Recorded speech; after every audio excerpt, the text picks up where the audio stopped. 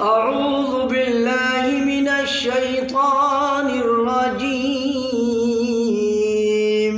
بسم الله الرحمن الرحيم. الحاقة ما الحاقة وما أدراك ما الحاقة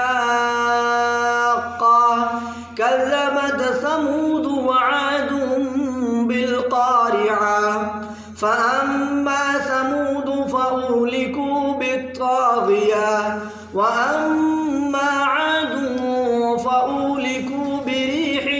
صرصر عاتية سخرها عليهم 7 ليال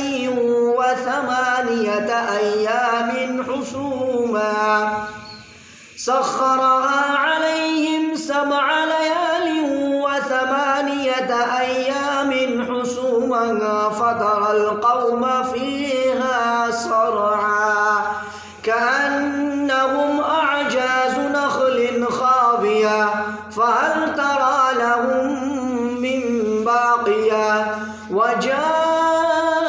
فرعون ومن قبله والمؤتفكات بالخاطئة فعصوا رسول ربهم فأخذهم أخذة رابية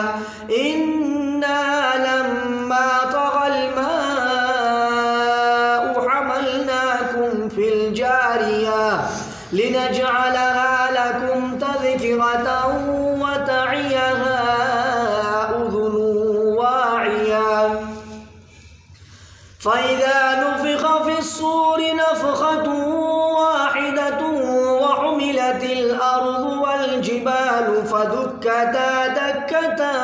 واحدة فيومئذ وقعت الواقعة وانشقت السماء فهي يومئذ واهية والملك على أرجائها ويحمل عرش ربك فوقهم يومئذ 8 يومئذ تعرضون لا تخفى منكم خافية فأما من أوتي كتابه بيمينه فيقول